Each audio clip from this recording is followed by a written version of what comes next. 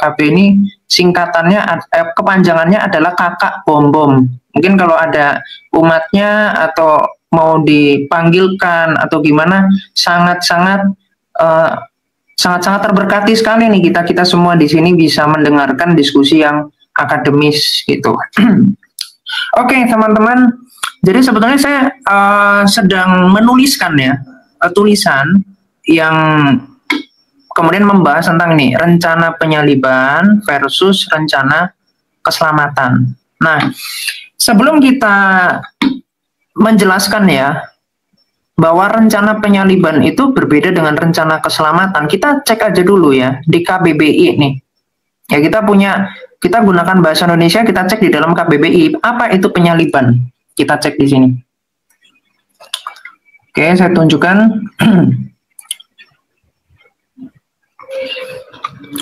Oke, teman-teman bisa ketik ya, bisa dicek. Siapa tahu nanti dipikir saya ngedit gitu. Soalnya kan seperti Islam ya, suka bilangnya ngedit.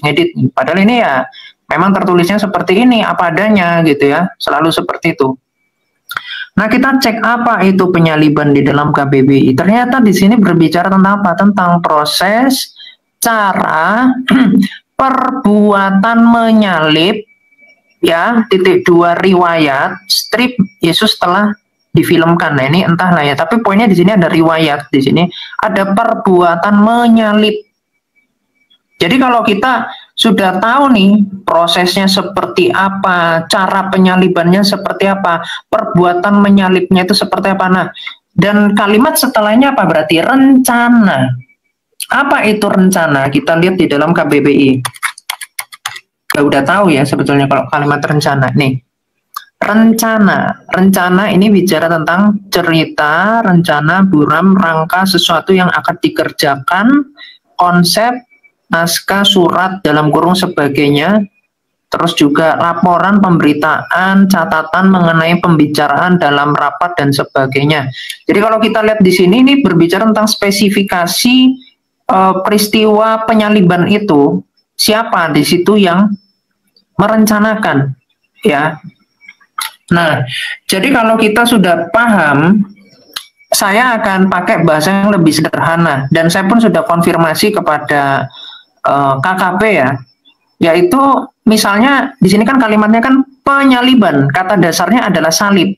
Nah, kita pakai kata tembak, ya, tembak. Jadi penembakan, berarti jelas yang melakukan penembakan itu adalah si subjek yang membenci orang yang sehingga dia mau ditembak, gitu ya. Berarti kalau penyaliban, siapa yang membenci Kristus? Siapa yang berkontradiksi dengan Kristus? Tentu yang berkontradiksi bukan Allah dong. Nah, kita coba lihat ayatnya di dalam Alkitab. Ini coba saya bukakan Alkitab dulu ya teman-teman ya. Wait. Ini mohon maaf ya. Alkitabnya baru saya buka nih. Jadi nunggu waktu. Butuh waktu ya. Wait. Sambil menunggu. Wait ya.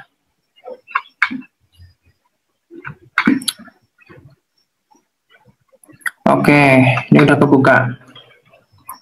Jadi kita lihat kata rencana ya di dalam Alkitab.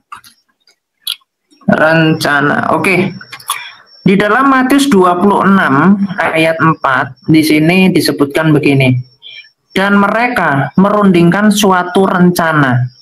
Ya, merundingkan nih suatu rencana untuk apa? Untuk menangkap Yesus dengan apa? Dengan tipu muslihat dan untuk membunuh dia. Siapa yang melakukan perencanaan ini? Jelas di sini adalah mereka yang kesurupan ya, kesurupan dan mengikuti apa yang diinginkan oleh si jahat. Terus juga di sini Yohanes 13 ayat 2. Mereka sedang makan bersama dan iblis telah membisikkan rencana dalam hati Yudas Iskariot anak Simon untuk mengkhianati dia.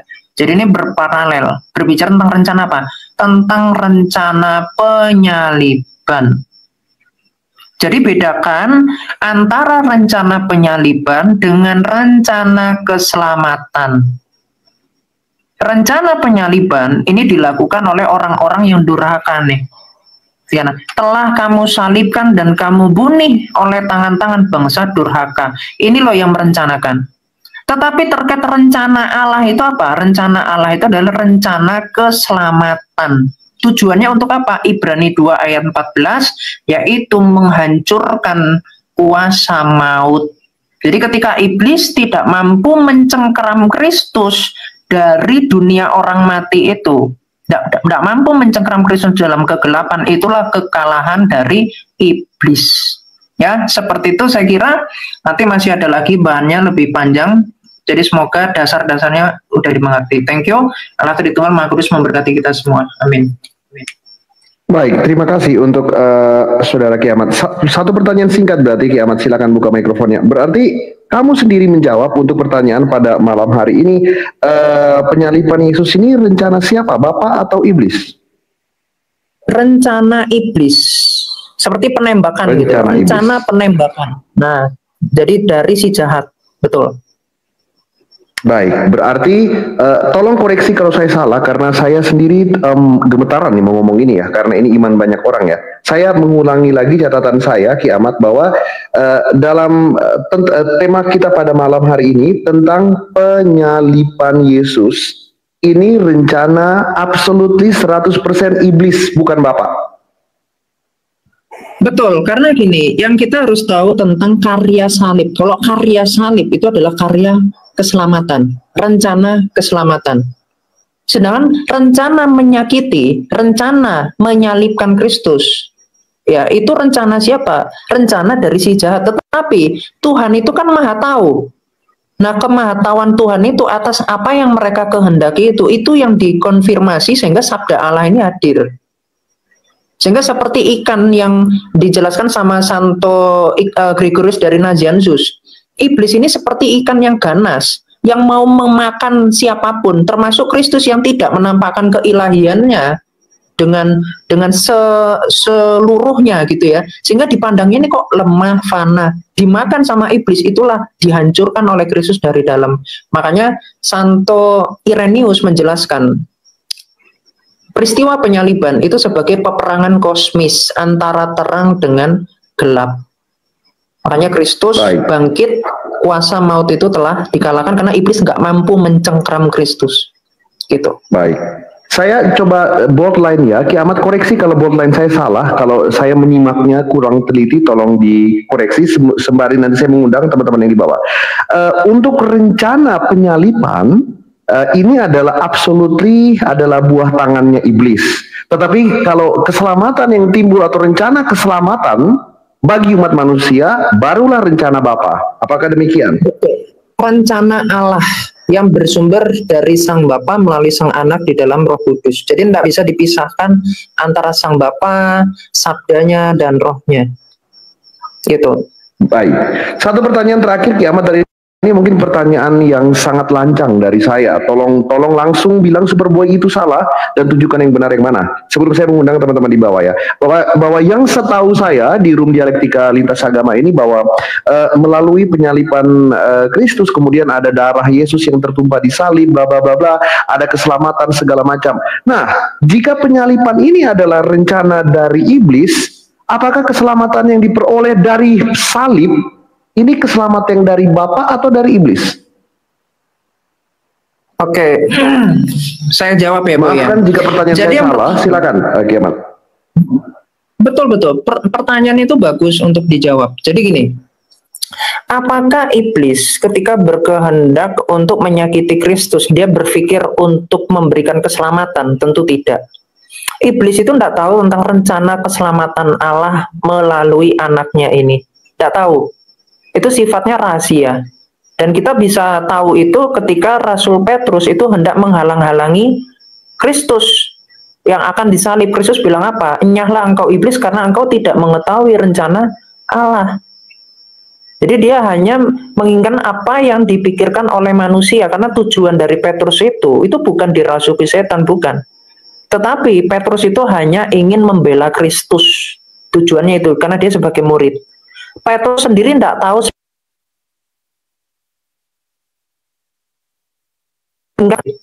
Petrus sendiri tidak tahu spesifikasi bagaimananya arti keselamatan itu jasa iblis. Iblis saja nggak pernah berpikir untuk menyelamatkan manusia. Tujuan iblis untuk membinasakan manusia. Terus yang kedua, justru yang berpikir bahwa rencana penyaliban itu adalah rencana Allah.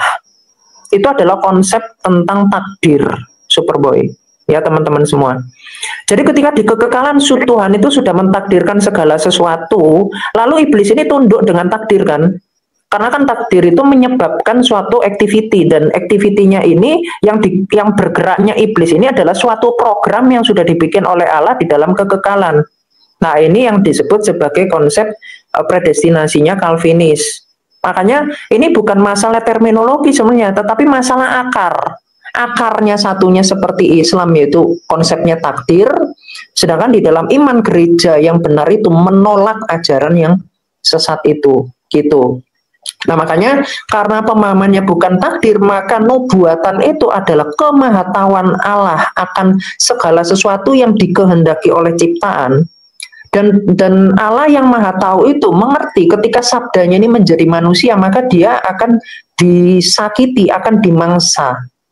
Dan itulah kenapa Kristus datang di waktu yang tepat di saat itu, ya 2000 tahun yang lalu. Sehingga apa? Dikatakan di dalam liturgi gereja ya, iblis si penipu yang tertipu oleh tipu dayanya sendiri. Itu di dalam liturgi dikatakan begitu.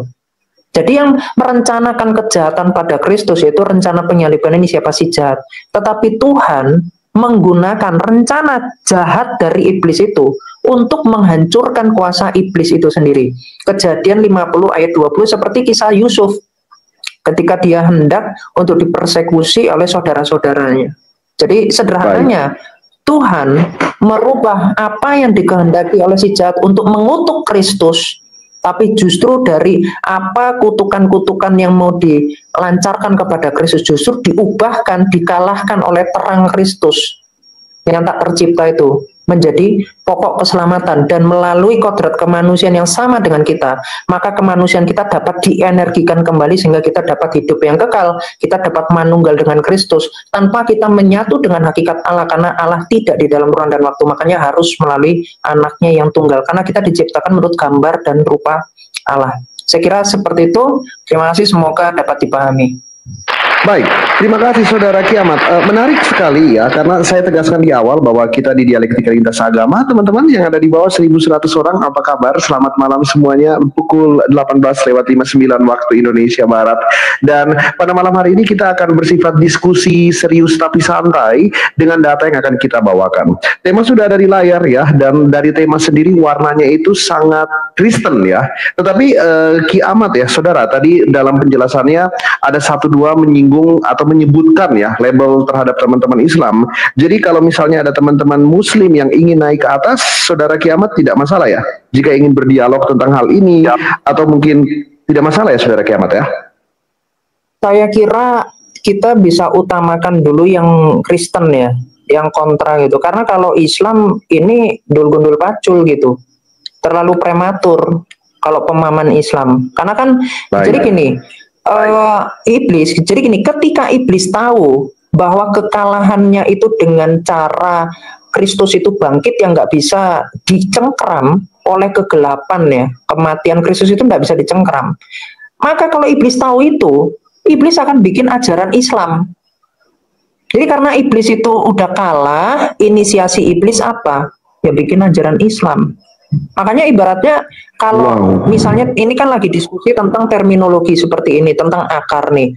Nah ini temanya masih gini, tentang penyaliban Yesus, rencana siapa, Bapak atau iblis. Ini kalau sama Islam, ini bukan lagi temanya nih, tapi apa? Debat sama ajaran setan, gitu.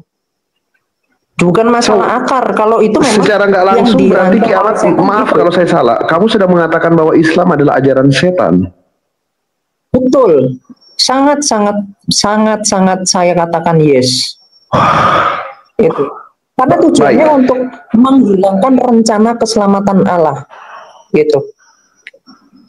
Baik, saya akan undang teman-teman yang di bawah selain teman-teman Muslim ya. Tetapi pernyataan sangat berani dari Kiamat ini akan kita minta pertanggungjawabannya nanti di segmen kedua setelah masalah yang ini selesai. Oke, tetapi kita harus luruskan dulu ya, dan saya tekankan siapapun tamu terhormat yang naik ke atas, saya Superboy tidak berhak untuk menentukan kalian salah atau benar. Ya, berbeda dengan program-program sebelumnya, saya hanya yang pertama menyiapkan tempat yang kondusif untuk kalian berdiskusi, yang kedua melindungi akun kalian supaya tetap aman, dan yang ketiga memastikan ada data yang dihadirkan. Selebihnya silakan kalian diskusi, karena saya pribadi ilmunya sangat-sangat tidak sampai dengan topik ini. Saya pun ingin belajar. Teman-teman yang terhormat, jika ingin bergabung boleh Superboy tunggu di atas. Apakah teman-teman ada yang ingin bergabung? Kita akan sambut tamu kedua yang terhormat akan bergabung pada malam hari ini. Langsung saja teman-teman. Ini dia tamu berikutnya. Mari kita sambut. Yang terhormat, the one and only, Ibu Sofia Al-Hayat Indonesia.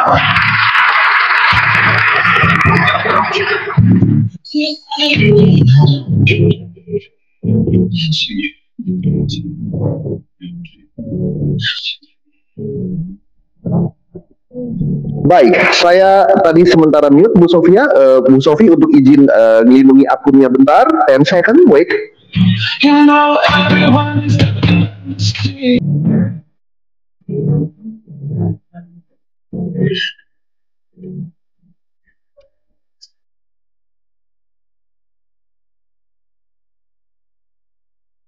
Baik, kita sapa dulu ya. Udah, oke. Baik, selamat malam, shalom Bu Sofi. Ya, shalom, selamat malam buat hostnya ya, Superboy, Ki Ahmad, dan juga teman-teman yang ada di bawah mendengarkan. Ini saya juga live-kan di YouTube, karena ini mungkin topik yang hangat dan agak penting sedikit ya, supaya tidak terjadi kericuan, begitu Superboy. Baik, Bu Sofi, izinkan saya lancang. Bu Sofi, apa kabar? Sehat bersama keluarga di sana, Bu Sofi? Alhamdulillah, Yesus sangat sehat sekali. Alhamdulillah, oh, aku nanti izin pakai itu ya, betul. Sehat. Baik, Bu Sofi, tema mungkin sudah ada di layar. Bu Sofi mungkin ingin menambahkan 7 menit full akan saya kasih buat Bu Sofi tentang penyalipan Yesus. Rencana siapa, Bapak atau Iblis? Teman-teman di bawah silakan mendengarkan. Kalau kalian ingin menanggapi boleh naik setelah Bu Sofi. Jika tidak, maka Ki Ahmad dan Bu Sofi akan kita berikan kesempatan untuk diskusi santai di atas. Dan langsung saja, ladies and gentlemen, kesempatan yang terhormat buat kita semua, Bu Sofi akan berbicara. Ya, sebenarnya nggak usah panjang-panjang, saya hanya menambahkan aja. Posisi saya sampai sekarang sama dengan Ki Ahmad, ya. Posisi saya juga masih sama dengan Bang Edis. Kalau kita bicara siapa yang hendak menyalibkan Yesus, tentu saja itu rencana daripada si jahat. Kalau kita boleh sampaikan misalnya kisah Yusuf tadi dengan jelas ya, bahwa rencana saudara-saudaranya Yusuf untuk membinasakan Yusuf itu merupakan tipologi dari Mesias kita. Ya, itu jelas adalah rencana dari kerajaan iblis ya. Tetapi Allah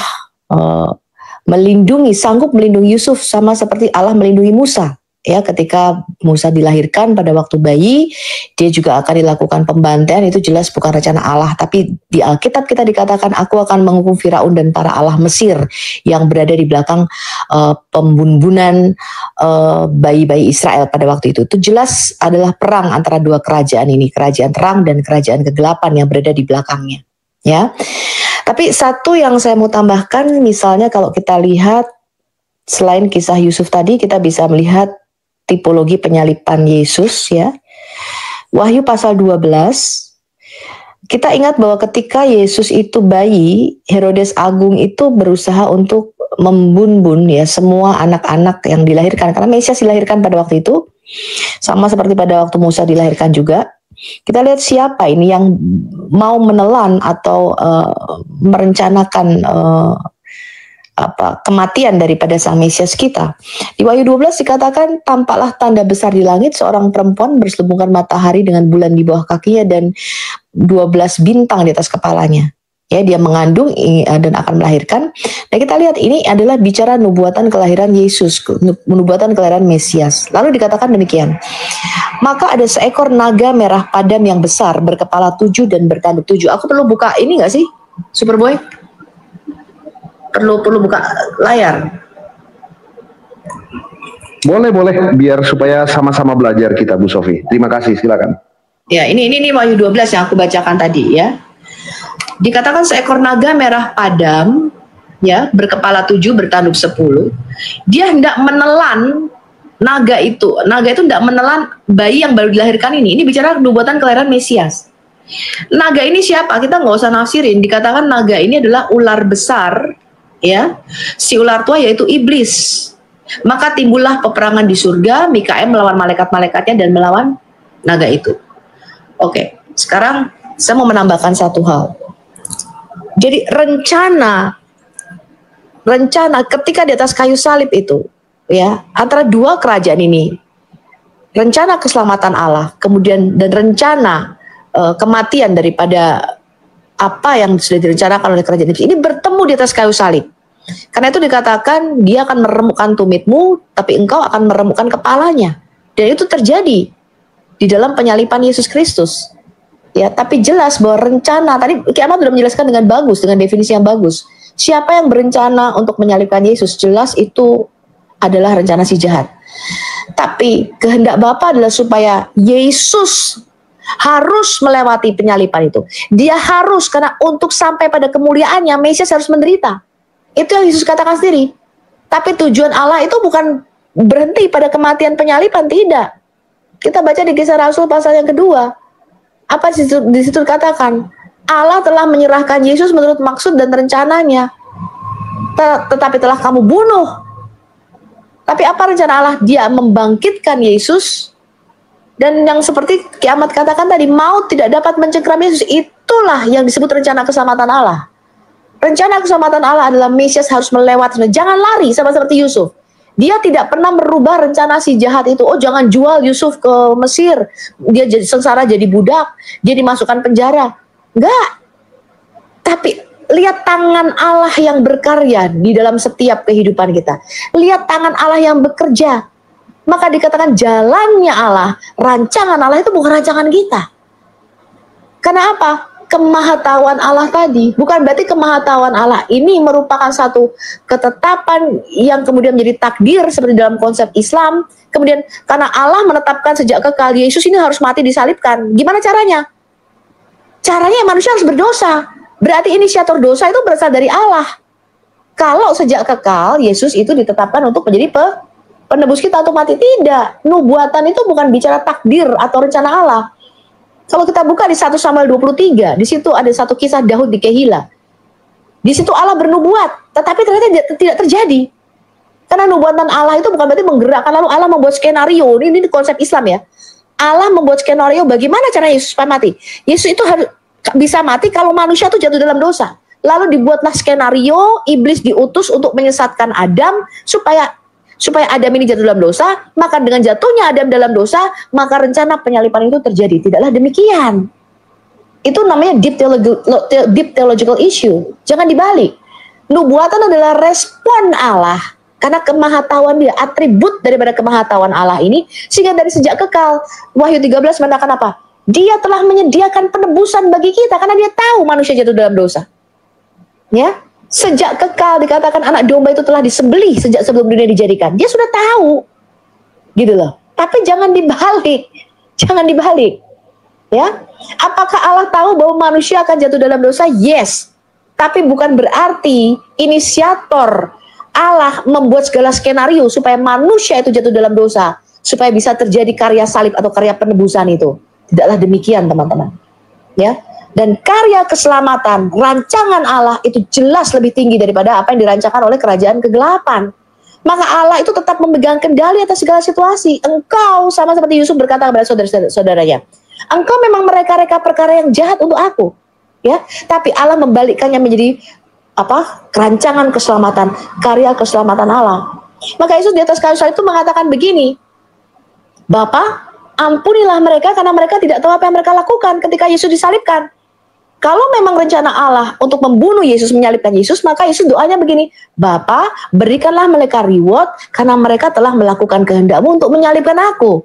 Saya rasa itu Superboy.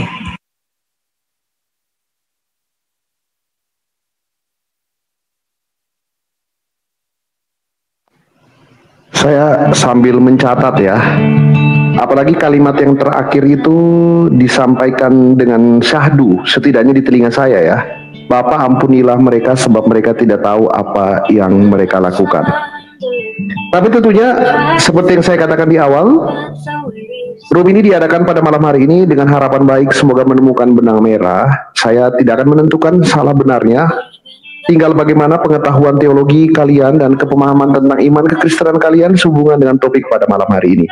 Terima kasih untuk Bu Sofi dan Saudara Ki Ahmad yang sudah membuka duluan. Sekarang masih di mute, kita akan kasih kesempatan waktu yang sama 7 menit untuk Saudara sebentar, Timothy Luis ya. Saya undang mikrofonnya, silakan dibuka. Selamat malam, shalom Saudara Timothy. Ya, Saudara. Ya. Makasih ya Superboy ya. Ini the first time ini ya. Saya masuk ke room kamu nih ya. Atas desakan baik, orang. Baik, sama-sama. Baik. Udah bisa Pak Timothy, apa kabar sehat sekeluarga Pak Timothy? Gimana? Apa kabar sehat sekeluarga Pak Timothy? Luar biasa, puji Tuhan. Damai sejahtera dari baik, Pak Timothy. Ada tema pada malam hari ini tentang penyaliban Yesus, rencana siapa? Bapak atau iblis? Okay. Menurut Pak Timothy bagaimana jawabannya? Saya akan kasih waktu full 7 menit untuk Pak Timothy, tidak akan diganggukan oleh siapapun. Silakan. Oke. Kita akan kasih kesempatan buat Pak Timothy. Terima kasih teman-teman ya. Oke. Saya Timothy Lewis ya. Kristus mati di kayu salib itu adalah rencana, maksud, keinginan, tujuan, karya Allah Bapa, bukan iblis. Dengar baik orang Kristen. Kalau ada orang yang mengatakan bahwa Kristus mati di kayu salib atau penyaliban Yesus Kristus adalah rencana iblis, dia telah melawan seluruh Alkitab, termasuk pembicara yang terdahulu. Ya, apa dasarnya gitu. Oke, kita buka firman Tuhan. Ya, ini letter-letter loh. Sudah jelas-jelas tertulis di dalam ya Kisah Para Rasul. Ya, ini kan sudah berulang-ulang ini, sudah kita dengarkan mungkin ratusan kali nih sejak 4 hari lalu tuh. Ya, saya bacain ya Kisah Para Rasul. Teman-teman semua, ya. Jadi bukan rencana iblis. Saya tidak mau mengikuti perjamuan asa yang kudus kami memandang salib. Ini adalah karya iblis, enggak. Ya, kita baca di dalam Kisah Para Rasul 2 ya teman-teman semua ya. Ya baca dulu nih kita, mana nih kitab suci saya. Oke, teman-teman semua. Ya saya bacain cepat lah ya. Kisah Para Rasul 2 ayat yang ke 23 ya. Dia yang diserahkan Allah, dia ini siapa? Yesus. Ini kan khotbah Rasul Petrus kepada orang-orang Yahudi di Yerusalem. Kristus Yesus yang diserahkan Bapa menurut maksud dan rencananya. Diserahkan buat apa? Main karambol, main TikTok? Bukan.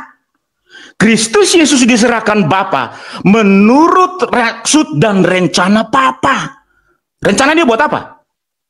Telah kamu salibkan dan kamu bun-bun melalui tangan bangsa-bangsa durhaka. Jadi Bapa yang menyerahkan, Bapa yang memberikan, Bapa yang menganugerahkan, Bapa yang kasih. Apakah Bapa kejam? Tidak. Yohanes 3:16 dikatakan, karena begitu besar kasih Allah akan dunia ini. Apa dasarnya Bapa memberikan anak yang tunggal itu? Atas dasar kasih itu loh.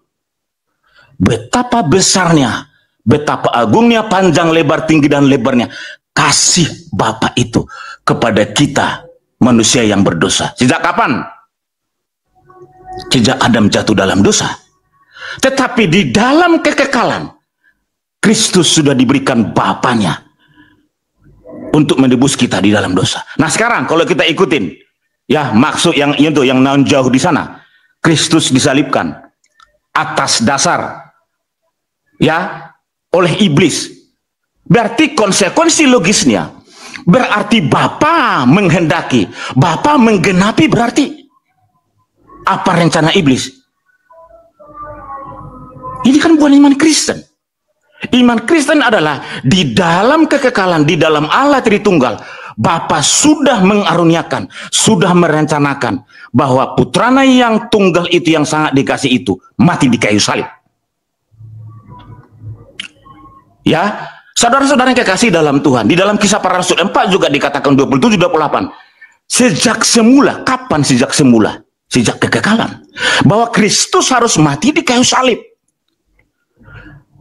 Ketika Yesus berdoa di Taman Getsemani, 3 kali Yesus berdoa, Bapa kalau boleh cawan ini lalu daripadaku, kata Yesus, tetapi bukan kehendakku, tapi kehendak-Mu Bapa. Kehendak Bapa harus terjadi, bahwa Kristus harus menanggung cawan itu, ya. Kristus harus menanggung cawan murka Allah. Kristus harus menanggung cawan yang luar biasa itu, murka Allah, keterpisahan dosa oleh Adam itu. Kristus harus tanggung di kayu salib, supaya hubungan kita kepada Allah itu bisa terjalin, punya hubungan yang baik. Makanya dikatakan Kristus adalah imam besar kita. Kalau boleh cawan itu kan murka Allah, penderitaan yang luar biasa. Betapa Kristus sudah melihat di ujung sana, dia harus mati di kayu salib. Tidak ada yang bisa menolak itu. Kristus sudah melihat betapa dia, ya, dikhianati oleh muridnya, betapa dia, ya, sampai kepada Pontius Pilatus, sampai Raja Herodes, sampai kepada semua Al-Quds, tentara Romawi, semua masyarakat yang ada di sana. Bahkan Yesus juga mengaku dia anak Allah. Dia sudah melihat penderitaan itu luar biasa. Makanya dikatakan kalau boleh cawan ini Bapa lalu daripadaku. Di dalam kodratnya sebagai manusia, dia tidak bisa menerima. Tetapi kehendak-Mu Bapa yang jadi. Berarti itu kehendak Bapa. Kristus itu mati di salib. Saudara-saudara yang kasih dalam Tuhan, saya tidak tega dan saya tidak mau ketika saya melakukan perjamuan asa yang kudus 1 kali 1 bulan di gereja saya memandang salib Kristus. Ini adalah rencana iblis. Bukan, teman-teman. Apakah setiap kita memandang salib Kristus, apa yang terbesit di dalam pikiran dan hati kita dan roh kita? Betapa besarnya, betapa dalamnya, panjang, tinggi, dan lebarnya kasih akan Allah Bapa itu di dalam putranya itu. Saya tidak terbesit pun 1 detik ketika saya memandang salib. Saya tidak pernah memikirkan iblis. Saya hanya memikirkan dahsyatnya, betapa tinggi dan dahsyatnya luar biasa Bapa memberikan putranya yang tunggal itu, yang sangat dikasihi, mati di kayu salib buat saya, keluarga saya, dan kita semua jemaat Allah dimanapun berada. Jadi saudara-saudara kasih dalam Tuhan, iman kekristenan yang benar adalah bahwa penyaliban Kristus direncanakan atas rencana dan otoritas Bapaknya di dalam kekekalan, di dalam Allah Tritunggal. Jangan terbuai dengan tahun 2025 ada orang-orang yang memutarbalikkan fakta firman Tuhan. Kisah para rasul jelas dikatakan, penulis kisah para rasul adalah Lukas, bahwa sejak semula sudah direncanakan oleh Allah. Bapak Ibu semua yang dikasihi oleh Tuhan, rendah hati, pikirkan, renungkan bahwa Kristus mati di kayu salib atas rencana Allah Bapa. Itu iman kekristenan. Bukan Kristus mati di kayu salib direncanakan, diingini oleh iblis. Bukan, teman-teman.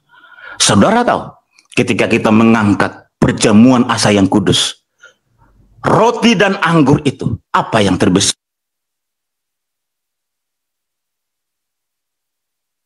Baik, mohon maaf terpotong ya, karena waktunya 7 menit kita bagi sama Adil. Pak Timothy, mohon dimaafkan. Masing-masing sudah mendapatkan waktu 7 menit. Jadi Ki Ahmad, Bu Sofi, selesai ini saya akan buka timernya. Jadi kalian nanti bisa ngobrol. Saya bilangnya ngobrol ya, karena di mata saya, koreksi kalau saya salah, di mata saya kalian bertiga adalah saudara seiman. Jadi saya akan memberikan waktu untuk ngobrol, diskusi santai gitu. Saya pribadi bingung gitu karena dari Bu Sofi dan Ki Ahmad mengatakan bahwa adalah rencana iblis, sedangkan menurut Pak Timothy 100% adalah rencana Bapa. Ya, bahkan mengajak rendah hati untuk semua pendengar teman-teman Kristen di bawah untuk menerima ini dengan rendah hati adalah rencana Bapa. Nah, teman-teman sekarang kalian lagi di mute mikrofonnya, bukan aku mute tetapi karena timernya lagi berpindah ke host, seperti itu. Dan Pak Timothy, kamu punya 1 golden card, kamu berhak untuk merekomendasikan siapapun di bawah yang kamu pikir mau menemani kamu di atas, boleh, Bang Timothy. Jadi kalau misalnya ada temanmu di bawah yang mau naik, yang sudah minta naik tetapi belum terpantau oleh saya, silakan di kolom komentar typing host naikkan ini, boleh. Ya, silakan gitu. Jadi nanti biar enak, dan sekali lagi saya tekankan bahwa saya pada malam hari ini berbeda dengan program-program sebelumnya, tidak akan menentukan salah atau benar. tetapi saya hanya akan menyiapkan tempat yang nyaman, kondusif supaya kalian bisa berdiskusi. Nanti teman-teman kita bisa melihat dengan kebenaran.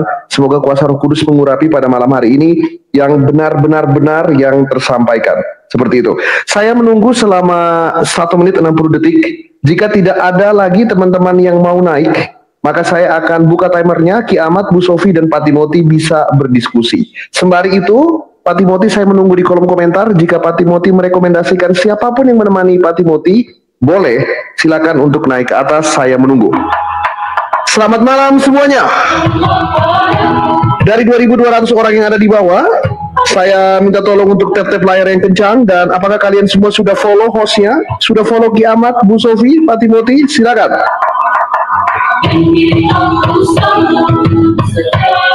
Waktu tinggal 50 detik lagi. Saya masih menunggu ya. Apakah ada yang ingin bergabung bersama Pak Timothy di atas? Silakan.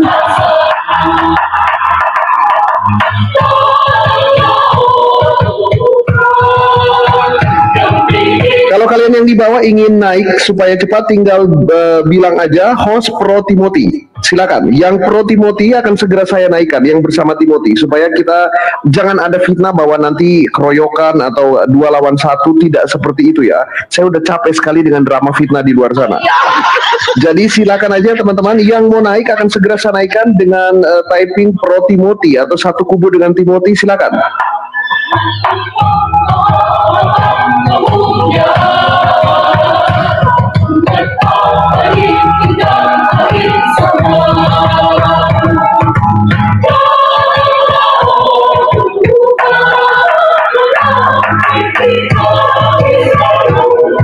Ya.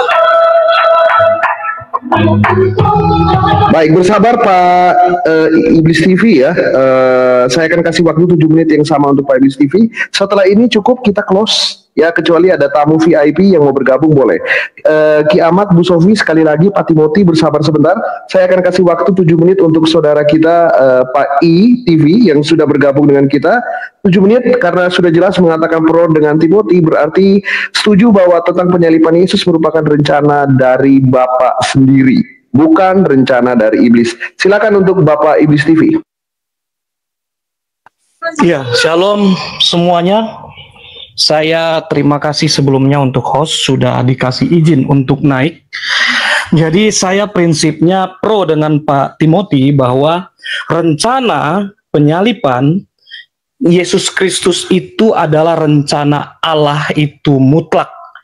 Karena kita mulai dari kitab Kejadian pasal yang ketiga ayat 15 bahwa Allah telah berfirman, keturunanmu akan meremukkan kepala ular atau iblis.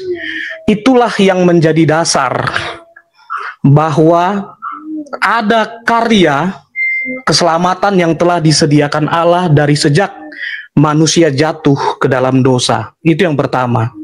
Yang kedua, di dalam kitab para nabi, kita mungkin pasti tahu semua. Saya mengutip salah satunya saja, Yesaya pasal 53. Di situ jelas siapa yang harus diremukkan. Dan itu dinubuatkan oleh para nabi, nabi-nabinya Allah, bukan nabi-nabinya iblis. Itu harus kita ingat. Kemudian lanjut kepada ketika Yesus berdoa di Taman Getsemani. Di situ jelas bahwa Yesus mengatakan, ya Bapa, kalau bisa cawan ini lalu daripadaku, tetapi bukan kehendakku, melainkan kehendakmu. Kalau dikatakan bahwa penyalipan itu, yang adalah cawan itu adalah kehendak dari iblis, berarti Yesus berdoa kepada iblis. Ini yang saya tolak secara mutlak. Kemudian, tidak hanya di situ. Sebelum Yesus disalibkan, dia sudah beritahukan 4 kali. 4 kali dia beritahukan bahwa anak manusia itu harus ditangkap, diserahkan, bahkan yang terakhir dikatakan disalibkan. Nah, itu sudah jelas dikatakan. Jadi itu semua adalah rencana Allah terhadap penyalipan Yesus. Jadi bukan rencana iblis terhadap penyalipan Yesus. Begitu. Walaupun di dalam rencana besar Allah tanpa disadari, ternyata iblis itu masuk menjadi salah satu yang berperan untuk menyerahkan Yesus kepada tangan-tangan orang yang tidak mengenal Allah, hingga akhirnya dia dijatuhi hukuman metong, kemudian dia disalibkan. Bahkan di dalam Kisah Para Rasul 2, di situ bisa dibaca jelas sekali di ayat 23 kalau saya tidak salah, itu mengatakan bahwa, biar saya bacakan, yang lain boleh menyimak di bawah. Ini rencana siapa? Mungkin yang lain juga sudah tahu. Jadi saya bukakan pelan-pelan, ini yang terakhir. Kisah Para Rasul 2 ayat 23. Dia, yaitu Yesus, yang diserahkan Allah menurut maksud dan rencananya. Jadi di situnya itu adalah Allah, bukan iblis. Telah kamu salibkan dan kamu bun-bun oleh tangan bangsa-bangsa durhaka. Jadi penyalipan itu mutlak rencana Allah. Iblis tidak tahu sama sekali bahwa Allah punya rencana di balik penyalipan itu. Disitulah menunjukkan bahwa Allah kita maha tahu, sedangkan iblis tidak tahu sama sekali. Kurang lebih begitu untuk semuanya. Bang Hos, waktu saya kembalikan. Terima kasih, Tuhan memberkati kita semua. Haleluya.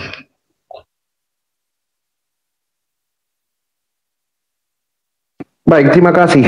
Terima kasih sudah menunggu ya, Saudara Kiamat, Bu Sofi, Pak Timothy, dan Pak ITV.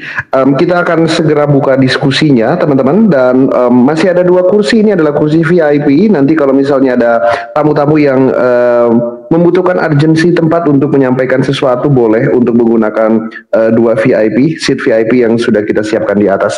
Kita akan segera masuk ke obrolan diskusi kita. Tidak ada aturan apapun karena sudah aku bilang bahwa ini berbeda dari programku sebelumnya. Kita bukan debat profesional. Tetapi saya mengharapkan 2 aturan di sini ya berlaku. Yang pertama, tidak boleh menggunakan kata-kata kasar ya, maki-makian, menyerang pribadi, ya penistaan. Saya pikir itu tidak sesuai dengan semangat kekristenan ya. Boleh kita mungkin pro dan kontra, boleh mungkin ada ketidakcocokan, tetapi saya berharap penggunaan kata-katanya itu tidak menyerang secara pribadi, apalagi ada maki-maki, kata-kata kasar nggak boleh. Sama yang kedua, meskipun ini ngobrol santai, saya harap ada data ya. Dengan cara dibukakan kameranya, ditunjukkan datanya. Tidak usah mukanya, kalau mau ada muka juga boleh gitu, seperti itu ya. Tapi yang saya utamakan yang penting ada datanya. Kalau tidak bisa open cam, pasang screenshot ayatnya atau screenshot data sekunder lainnya juga boleh. Ya, nanti kalau seandainya lebih dari 2 atau 3 kali ada teman-teman tertentu yang tidak menunjukkan data, saya anggap mungkin belum siap ya. Bukan salah, tetapi belum siap untuk berdiskusi. Karena sekali lagi saya Superboy tidak pantas menentukan salah atau benar karena ilmu saya masih sangat jauh dari hal ini. Jadi mari semoga pada malam hari ini Roh Kudus ikut bekerja, kita menemukan benang merah kebenaran dalam diskusi kita pada malam hari ini. Selamat malam 2.500 orang yang ada di bawah. Jangan lupa tap-tap layar, posting ulang, tambahkan ke story dan follow semua akun yang ada di atas, termasuk follow hostnya. Kita akan mulai diskusi umum. Saya akan mute. Kiamat, Bu Sofi boleh ngobrol ya dengan Pak Timothy dan Pak ITV.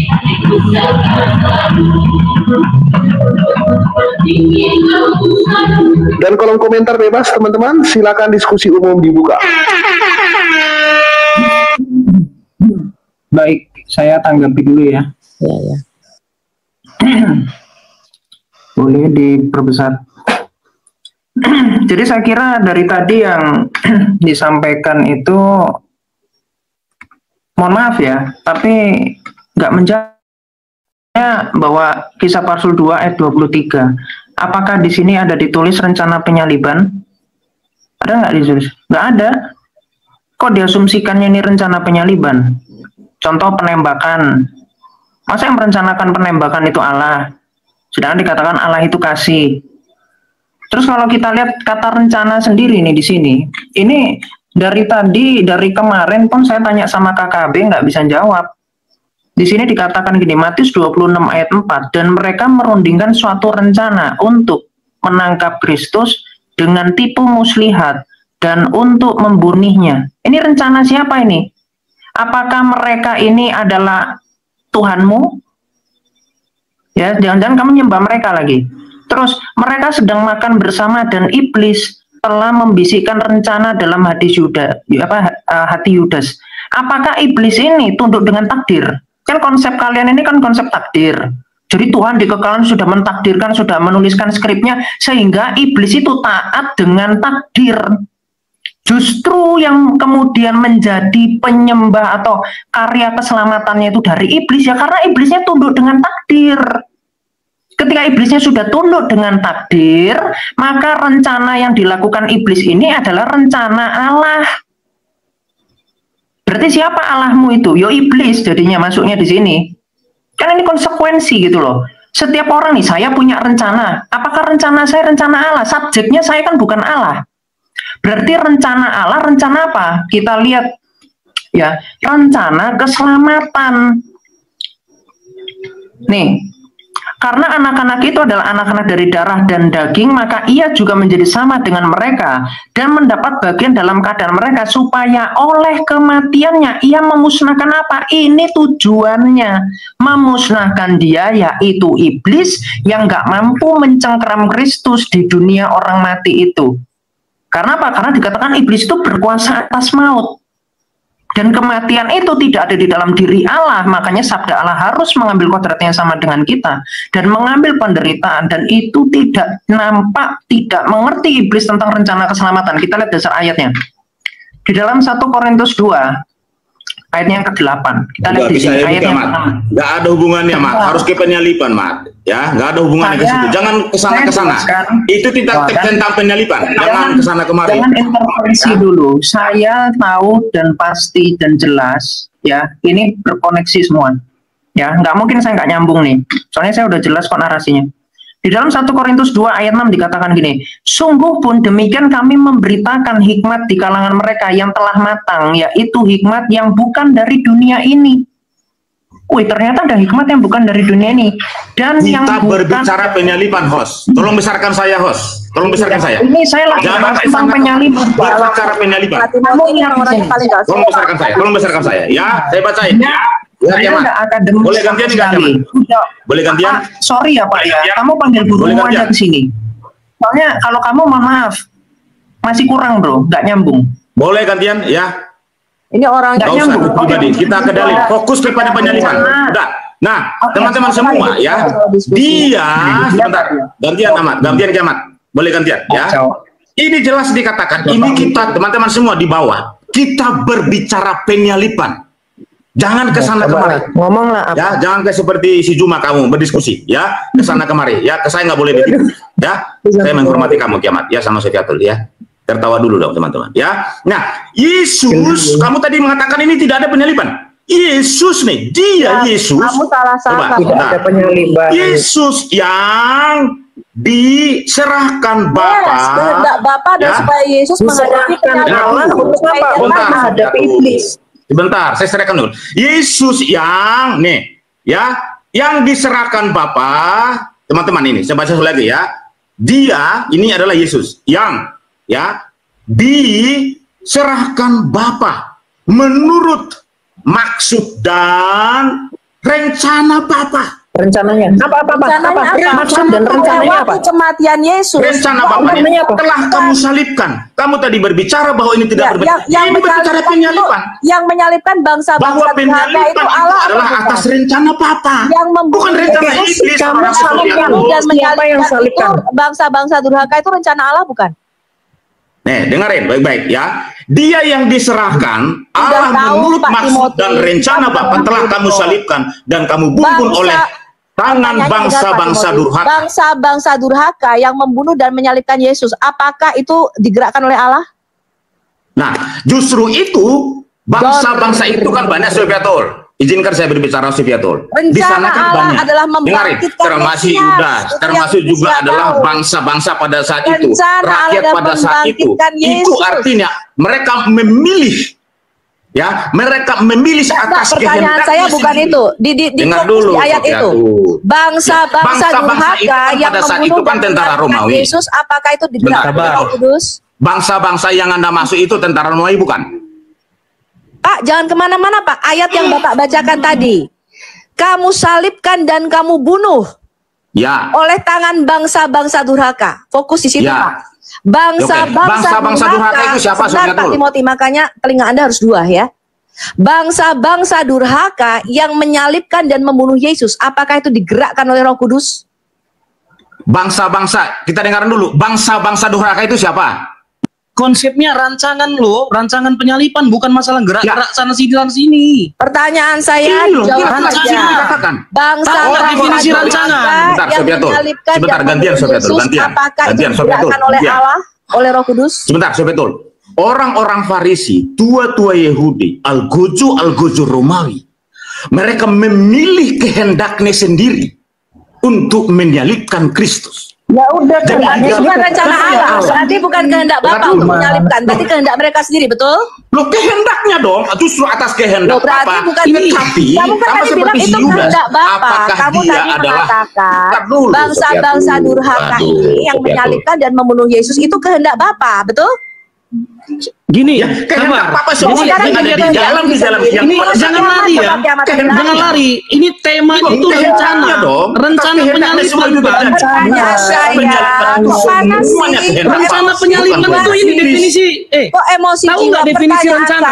Pertanyaan saya, Loh, bangsa-bangsa Sofiatul. durhaka yang membunuh dan menyalibkan Yesus di situ, Nah, apakah sebentar, itu Sofiatul. digerakkan Nih. oleh Sebentar. Allah? Dia yang Oke, diserahkan gantian. Allah itu menurut Gampang. rencana siapa? Jadi gini. Coba, itu rencana Gini, siapa? gini Dia ya, diserahkan Bu Allah. Sofi. Sebentar. Dua-duanya Jadi gini, kepanasan Bu jin Sofi goreng, mungkin kiamat. sabar. Dua-duanya kepanasan jin goreng. Sabar. Jadi Wah. Bu Sofi ini sudah terlalu lama di luar Indonesia. Jadi nggak Betul.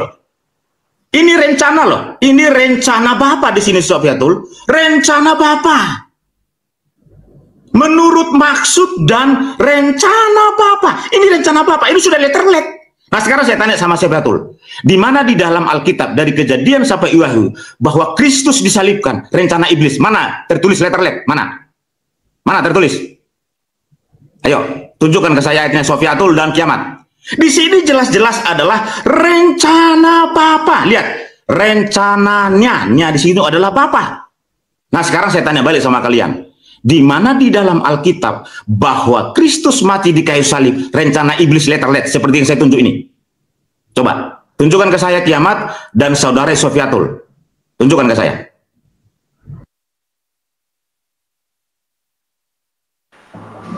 Barusan tadi sudah ditunjukkan sama Kiamat, ya, bahwa rencana membunuh dan menyalibkan Yesus itu dilakukan oleh ahli-ahli Taurat dan orang-orang Farisi atas kehendak sinaga besar ular tua itu. Atas kehendak siapa? Kerajaan iblis. Karena mereka tahu permusuhan antara kerajaan terang dan kerajaan iblis ini terjadi, ya, terjadi sejak Kejadian pasal yang ketiga.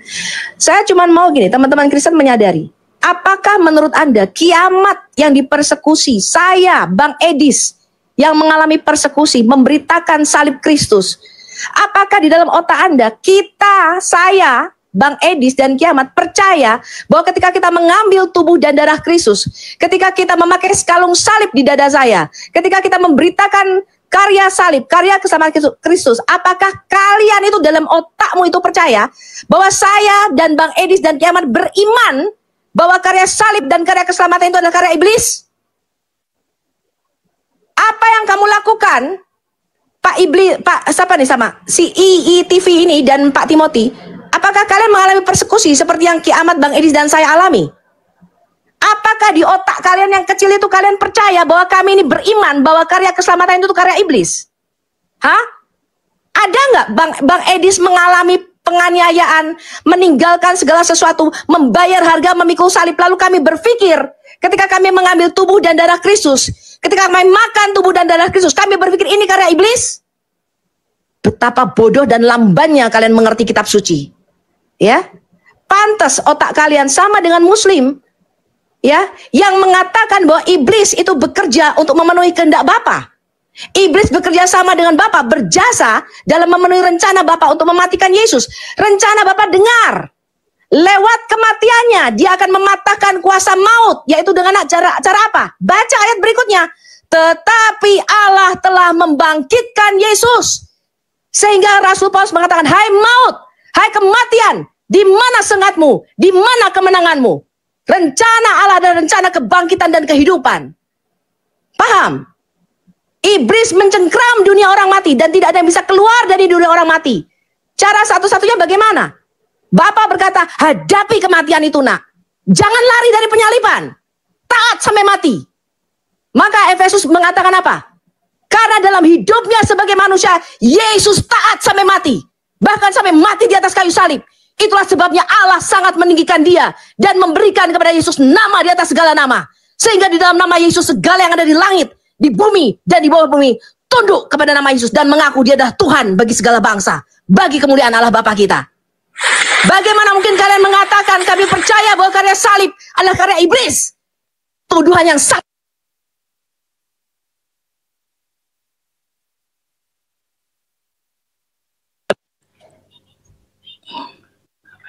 Ya, jadi gini ya, kita nggak perlu berkuar-kuar terlalu apa, fokus saja kepada rencana penyalipan. Tadi sudah jelas dibuka di dalam Kisah Para Rasul. Kita pelan-pelan ya, mungkin kalian terlalu cepat membacanya. Saya ulangi pelan-pelan ya, Kisah Rasul 2 ayat 23, ini sederhana, tapi kalian bisa nggak ngerti gitu loh. Dia ini siapa? Dia ini kan Yesus, yang diserahkan Allah menurut maksud dan rencananya. Diserahkan kemana? Ya kepada yang kalian bilang tadi. Kepada siapa? Kepada bangsa-bangsa yang tidak mengenal Allah. Kepada orang-orang Romawi, tentara Romawi. Kepada siapa lagi yang tidak mengenal Allah? Itu diserahkan. Yang menyerahkan siapa? Ini rencana besar Allah. Oke? Lihat, untuk apa diserahkan? Telah kamu salibkan. Jadi ini disalibkan bukan untuk dijadikan apa, mainan, bukan. Tapi untuk diambil nyawanya. Jadi kalau bicara rencana penyalipan, kalian harus mengerti dulu definisi rencana itu apa. Pelajari bahasa Indonesia yang baik dan benar. Nih, lihat. Rencana itu bukan sekedar waktu si Yudas dibisikkan iblis, bukan itu saja yang namanya rencana, tapi harus ada garis besarnya. Sudah saya bilang dari Kejadian pasal 3 ayat 15, itu rencana besar Allah. Bahkan di Yohanes 3 ayat 16, saya buka lagi. Kalian pasti tahu itu. Yohanes 3 ayat 16, kita lihat. Ya, ini banyak yang lupa ini. Makanya jangan terlalu banyak berdebat yang bukan berdasarkan Alkitab, bahas kitab lain. Nih, lihat. Ayat 16, karena begitu besar kasih Allah akan dunia ini, sehingga ia telah mengaruniakan anaknya yang tunggal. Ini dikaruniakan untuk apa? Untuk jualan. Untuk apa? Berapologet. Dia dikaruniakan itu untuk disalibkan, Bu. Pak. Jadi kalau kalian bilang dia dikaruniakan, itu iblis yang mengaruniakan. Dia disalibkan karena hanya Allah, karena dia korban perdamaian antara Allah dengan manusia, bukan iblis dengan manusia. Jadi rencana Allah itu, kalian mau nggak didamaikan dengan Allah? Mau nggak? Iblis nggak pernah mau perdamaian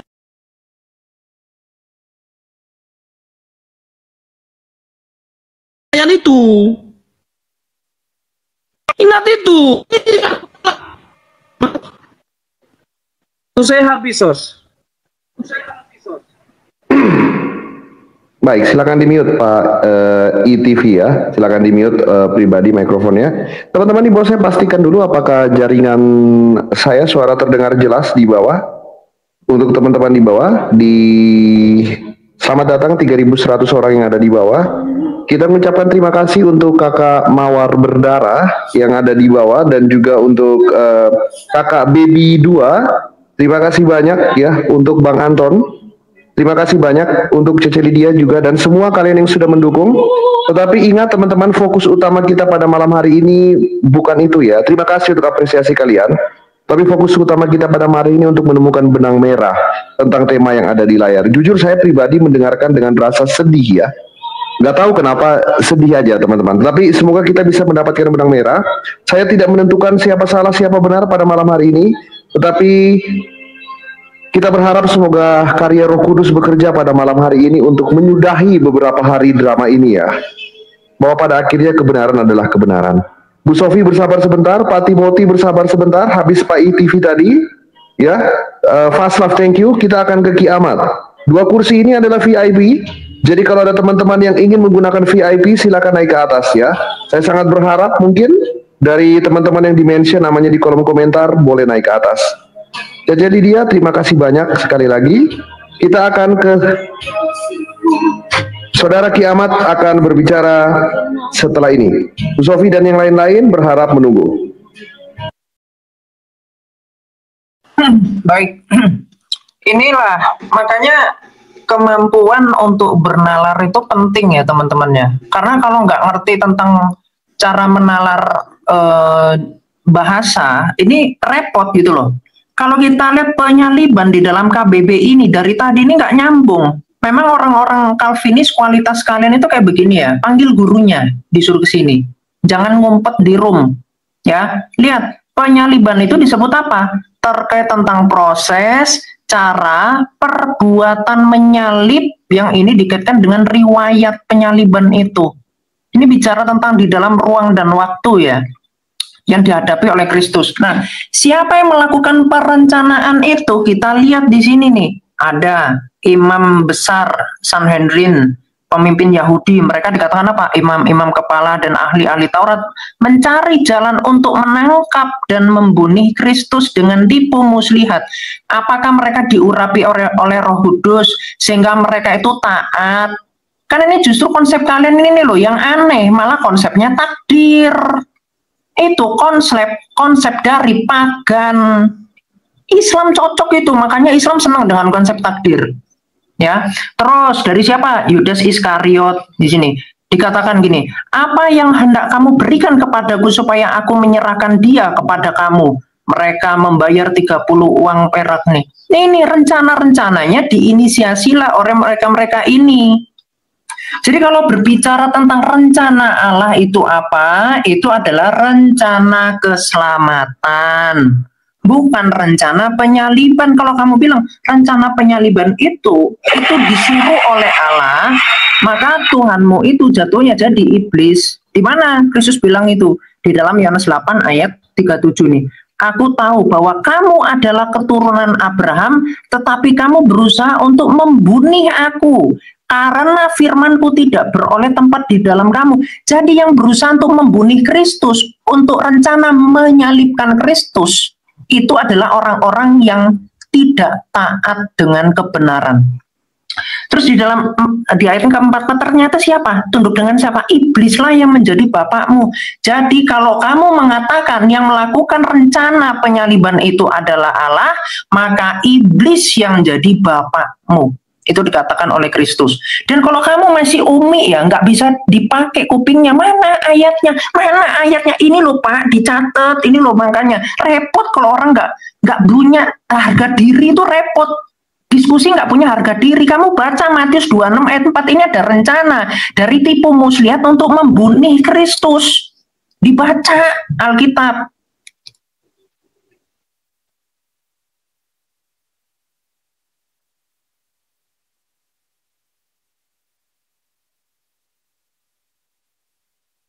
Baik, sekali lagi saya mohon maaf ya karena terpotong. 3 menit ini pasti waktu yang sangat terburu-buru. Maafkan saya. Sebenarnya ini adalah kesempatan kalian berdiskusi bebas. Tetapi sepertinya agak kurang kondusif karena saling memotong. Jadi saya kasih 1 putaran lagi. Setelah itu nanti akan dibuka kembali diskusi bebas ya. Jadi Bu Sofi, Saudara Kiamat bisa kembali berdiskusi panel dengan Pak Timothy dan Pak ITV. Seperti itu. Baik, saya akan kasih kesempatan 1 kali putaran lagi dimulai dari Pak Timothy. Setelah itu Bu Sofi akan berbicara sekali lagi, lalu Pak ITV dan ditutup oleh Kiamat. Ya, nah habis itu akan saya berikan kesempatan untuk diskusi bebas. 2 kursi ini akan kosong ya. Mungkin ada orang-orang yang bertanggung jawab langsung ingin berbicara, bisa kalau ingin naik ke atas tinggal minta naik seperti itu. No judgment. Saya ingin mendengarkan dan semoga malam hari ini kuasa Roh Kudus memberikan sedikit benang merah untuk kita belajar. Silakan Pak Timothy. Ya, terima kasih ya Superboy ya. Bapak Ibu semua ya. Ini kita ambil lagi satu lagi ayat di sini. Kisah Para Rasul 4 ayat 27, teman-teman. Ya. Sebab sesungguhnya telah berkumpul ya di dalam kota ini Herodes dan Pontius Pilatus. Teman-teman semua, ya. Pontius Pilatus beserta bangsa-bangsa dan suku-suku bangsa Israel melawan Yesus. Hambamu yang kudus, hambamu yang kudus. Inimu adalah Bapa yang engkau urapi, yang Bapa urapi untuk melaksanakan segala sesuatu yang telah engkau tentukan dari semula. Bapa telah tentukan dari semula. Dengar ini kiamat, Ibu Sofiatul. Dengerin, buka kupingmu baik-baik. Bapa tentukan dari semula, semula. Saya ulangi lagi, semula, semula. Nah, ini balik lagi kelas-kelas biasa ini. Oleh kuasa dan coba tar ya. Dan kehendakmu. Kehendak siapa, Sofiatul? Yang baik hati, yang cantik, ya, kiamat, yang baik hati, kehendak Bapa. Ditentukan dari semula. Semula ini apa? In the beginning, dari kekekalan. Oleh kuasa dan kehendakmu. Jadi Kristus disalib sudah ditentukan oleh Bapa. Dari kapan? Dari semula. Saudara-saudara kasih dalam Tuhan yang di bawah. Ini letter tertulis secara harafiah. Tidak perlu ditafsir. Butuh anak PAUD, anak sekolah minggu untuk menafsirkan ini. Tapi saudara-saudara yang kasih Tuhan, maksud saya standing point saya adalah kita butuh rendah hati aja. Kita tidak berbicara, oh saya lebih pintar, saya lebih jago, lebih vokal, lebih knowledge, tidak berbicara seperti itu Bapak Ibu. Roh hikmatlah yang memberikan kita pengertian yang benar bahwa di dalam Kisah Para Rasul 4 ayat 27, Bapa tentukan dari semula, dari kekekalan Allah Tritunggal, oleh kuasa dan kehendakmu. Saudara-saudara kekasih dalam Tuhan, Kristus mati di kayu salib. Sudah dikatakan jadi karena begitu besar kasih Allah Bapa akan dunia ini, Dia mengaruniakan. Dikaruniakan buat apa sih? Memang harus mati Bapak Ibu. Oleh karena itulah Kristus itu harus mati di kayu salib. Oleh karena ditentukan oleh Bapa dari semula dan oleh kuasa dan kehendak Bapa. Makanya kita harus patuh tunduk dan taat kepada Kristus. Allah mengaruniakan kepada dia nama di atas segala nama. Jadi pertanyaannya kan simpel tadi. Penyalipan Kristus itu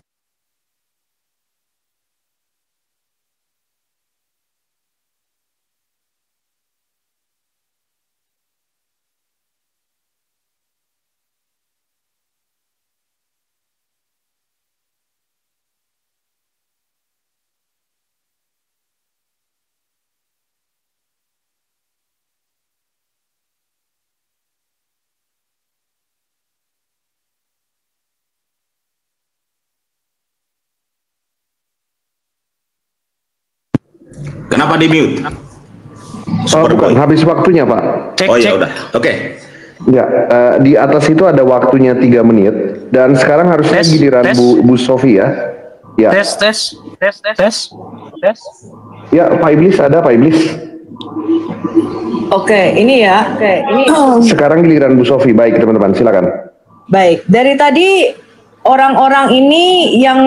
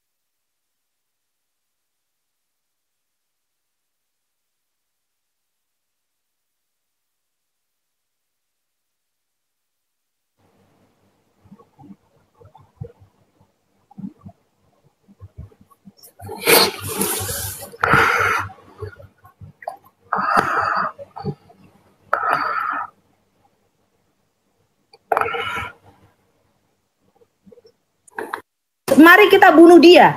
Maka warisan ini menjadi milik kita. Mereka menangkapnya dan membunuhnya, lalu melemparkannya keluar kebun anggur itu. Ini adalah bicara mengenai Mesias yang akan ditangkap, dibunuh, dan dikatakan batu yang dibuang oleh tukang-tukang bangunan telah menjadi batu penjuru. Pertanyaan saya kembali lagi, Anda tidak menjawab di Kisah Rasul 2.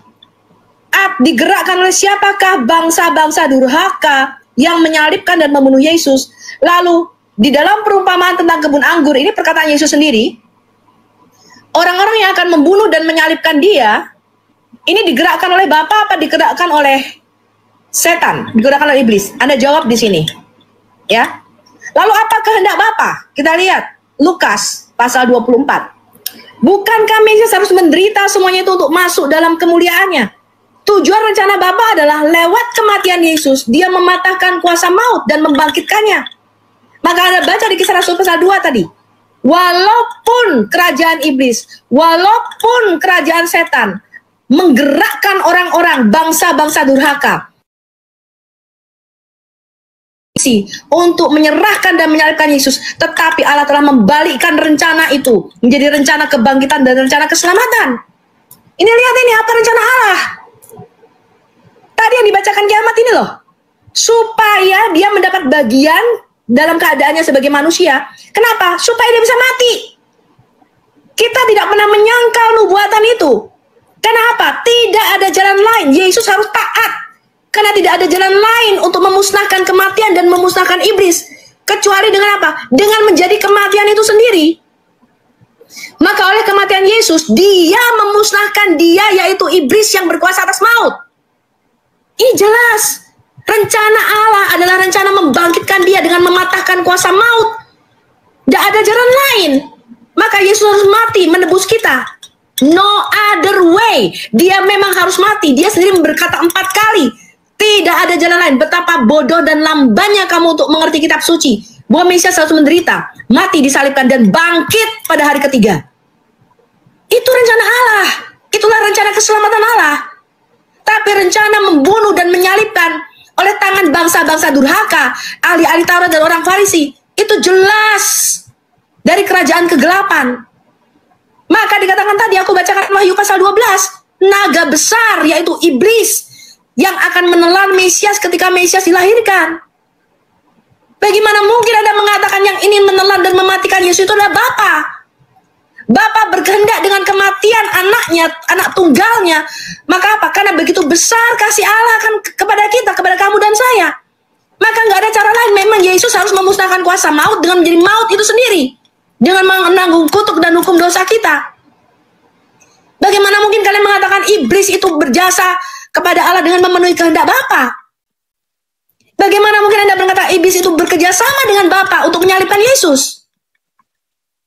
Sungguh nekat yang nyata. Ya. Dan ingat, sama seperti Yusuf, sama seperti Musa ketika ada rencana pembunuhan. Sekalipun mereka perkara yang jahat, tapi ingat, Allah tetap berdaulat.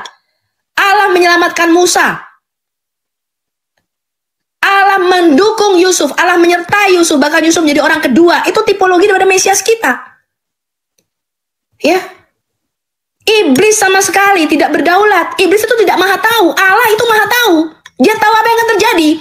Sama seperti Allah tahu bahwa manusia akan jatuh ke dalam dosa, maka dia menyediakan penebusan bagi kita. Sejak kekal dia tahu nanti manusia ciptaannya akan jatuh dalam dosa, dan caranya mau gak mau harus ditebus. Tapi bukan berarti Allah itu inisiator daripada dosa Adam. Bukan berarti supaya Yesus bisa mati di atas kayu salib menjadi penebus dan juru selamat kita, maka Allah merekayasa bekerja sama dengan iblis untuk menyalibkan Yesus. Sungguh nekat yang nyata Anda. Ya. Anda nggak bisa membedakan rencana menyalibkan Yesus dengan rancangan Allah sejak kekal untuk menyelamatkan kita. Nekat yang nyata Anda.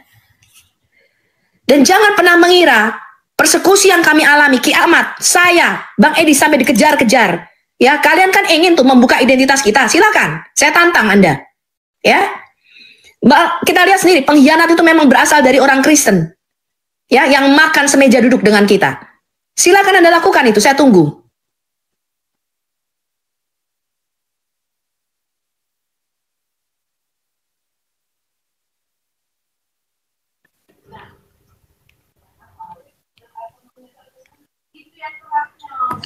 Pak ITV Oke. silakan. Saya lanjutkan ya. Jadi gini ya untuk semua ya, Ibu Sofi, Kiamat.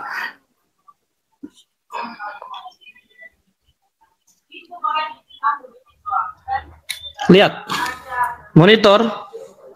Kok ada suara Bu Sofi masuk?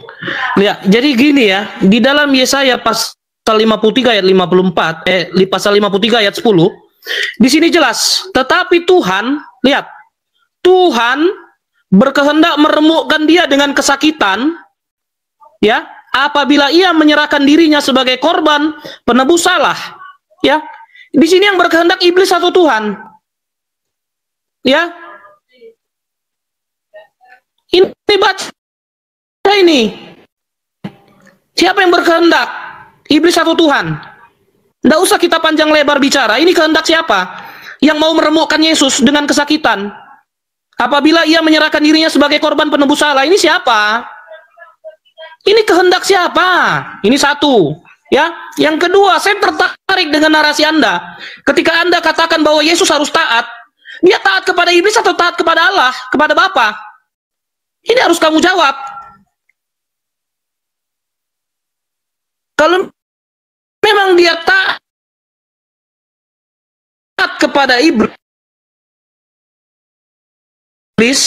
sampai pada penyalipan, itu blunder Pak Bu.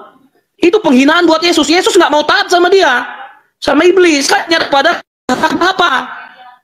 Yesus masuk rencana iblis untuk disalib. Makanya waktu dia berdoa di dalam taman Getsemani, ya Bapa, biarlah kehendakmu yang terjadi. Kalau bisa cawan ini lalu, kalau nggak bisa ya sudah, kehendak Bapa yang terjadi. Jadi jangan apa ya, jangan terlalu jauh lah mikirnya. Kok kehendak iblis? Tidak. Kalau itu kehendak iblis, Yesus ngapain taat? Oh, kacau sekali sih. Saya buka Lukas 18 ayat 32. Nih, 18 ayat 32. Ya, pemberitahuan. Lihat. Sebab ia akan diserahkan kepada bangsa-bangsa yang tidak mengenal Allah, diolok-olokkan dan diludahi. Dan mereka, lihat, menyesal dan membunuh dia, dan pada hari ketiga akan bangkit. Ini kehendak siapa? Rencananya siapa itu? Kalau itu rencana iblis, apakah Yesus mau taat pada iblis? Silakan Anda jawab. Saya kembalikan waktunya, Os. Terima kasih.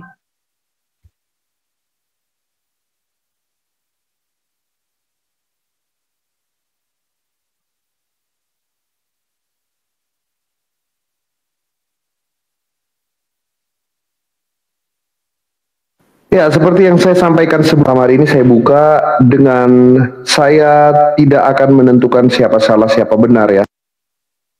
Berbeda dengan program sebelumnya.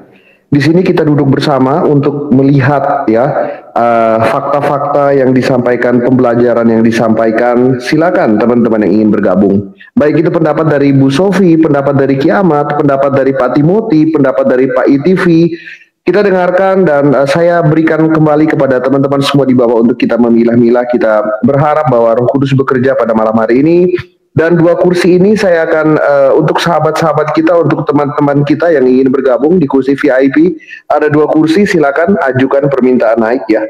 Bergabung karena saya mendengarkan sambil mencatat gitu.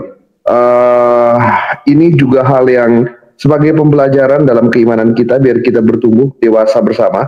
Jadi kalau ada teman-teman yang ingin bergabung, silakan. Atau mungkin yang dari tadi namanya dimention di kolom komentar ya. Saya nggak tahu kenapa dari tadi ada beberapa nama yang terus dimention di kolom komentar. Silakan bergabung sebelum nanti kita akan pindah ke speaker berikutnya, teman-teman. Masih ada 2 kursi lagi. Saya coba cek ya. Saya coba cek kalau ada teman-teman yang mungkin mau ingin bergabung, saya akan kasih kursi lagi ya. Di kursi VIP, tapi mungkin belum ada yang bergabung. Baik, oke. Kita akan kasih kesempatan teman-teman bersabar, nanti akan ada diskusi umum. Kiamat akan berbicara setelah ini. Bang Siratul Mustaqim, terima kasih banyak teman-teman yang belum absen. Silakan love orange-nya biar room kita kuat. Absen aja, yang lain nggak usah teman-teman. Mari kita dengarkan pengajaran yang sangat berharga ini ya. Ini pengajaran yang tidak bisa dibayarkan dengan uang gitu. Dan posting ulang, bagikan. Dari tadi kalian lihat bahwa ini sudah sangat kencang banget ya, tetapi room kita masih aman. Puji Tuhan, luar biasa. Meskipun sudah beberapa kali peringatan terhadap akun Ki Ahmad ya. Saya nggak tahu kenapa, tetapi saya berusaha untuk menjaga amanah biar semua yang di atas tetap baik adanya seperti itu. Saudara Faslaf, terima kasih banyak. Siapa tadi saya tidak lihat di layar ya. Baik, kita akan kasih ke Saudara Ki Ahmad. Ini satu kursi ya, mungkin supaya kita bisa meluruskan banyak hal-hal yang tidak lurus. Moderator mungkin bisa lihat ya, kalau misalnya tadi ada beberapa nama yang di-mention di kolom komentar, kalau ingin ikut diskusi, boleh. Kita akan kasih kesempatan, Ki Ahmad akan berbicara. Oke. Jadi tadi saya perhatikan Pak Iblis ini ternyata kena prank Wahyudi, teman-teman. Ini sangat kasihan sekali ya. Tidak mengerti tentang sejarah. Jadi ini kalau bapaknya ini Protestan ya, saya kasih sumber dari Protestan, dari sarapanpagi.org ini, dari Burita Wahyu sendiri yang Protestan, itu mengakui nih bahwa kitab yang dipakai kekristenan apa nih? Septuaginta adalah landasan penting bagi Alkitab Kristen, tetapi kanonisasinya bersifat relatif terhadap tradisi gereja. Setelah abad pertama, Yahudi menolak LXX dan kembali ke teks Ibrani mereka yang dipakai karena dipakai oleh Kristen, yaitu apa? Septuaginta ini. Jadi kekristenan itu punya kitab dan ini digunakan sejak abad 3 sebelum Masehi, karena diterjemahkannya sendiri bukan oleh orang Kristen, tetapi oleh tua-tua Yahudi, jumlahnya 72. Namanya itu dimention oleh Jana Suci bentar kok saya lupa, Epifanus dari Salamis ya, dalam bukunya. Ada juga di dalam tulisan yang sifatnya umum ya, itu The Aretas ya, tulisannya dari The Letter of Aretas itu. Nah, dan juga ini diakui oleh Katolik sendiri, ya Katolik Roma ini, KV2, dikatakan apa? Bahkan 300 kutipan dari Perjanjian Lama yang ditemukan dalam Alkitab Perjanjian Baru adalah berasal dari Septuagint. Terus di dalam Ortodoks pun juga dikatakan demikian. Nih, Septuaginta adalah Alkitab yang digunakan oleh Yesus dan para Rasul. Sebagian besar kutipan Perjanjian Lama dalam Perjanjian Baru dikutip langsung dari Septuaginta, sekalipun itu berbeda dengan teks Masoret.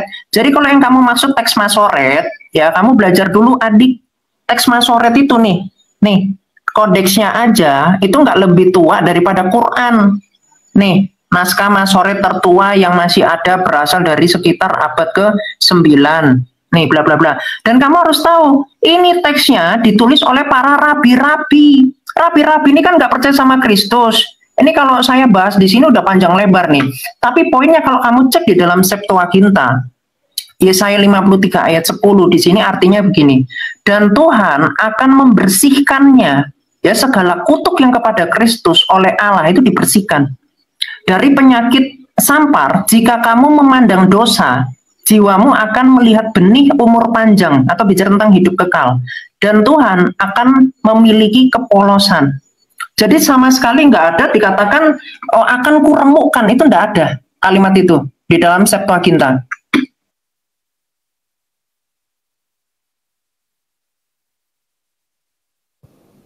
Ya teman-teman, Ki Ahmad ini lebih pintar daripada Bapak Ibu yang terkasih Lembaga Alkitab Indonesia, yang S1, S2 itu paralel sampai PhD, Profesor Doktor. Ya, Ki Ahmad ini lebih pintar dari Bapak Profesor Chen yang terhormat.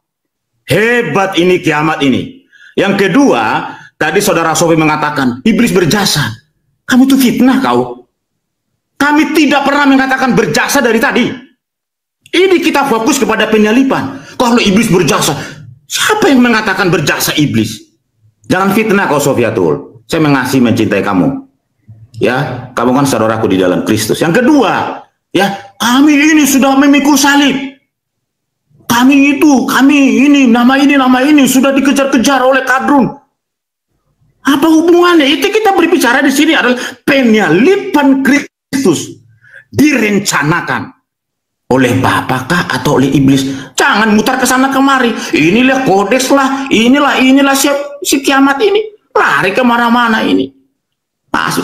Masa ke Ibu Rita Wahyu lagi. Ini kita fokus ke sini ya. Diskusi bukan begitu teman-teman. Nah kembali ke sini tadi ya. Ya, di sini dikatakan kisah para rasul, saya kembali ke sini. Ini lihat nih, kamu nggak bisa loh lari-lari kamu dari sini Sofiatul sama kiamat nih. Ya, lihat nih ayat 28. Ya, untuk melaksanakan. Coba mana 28? Oke.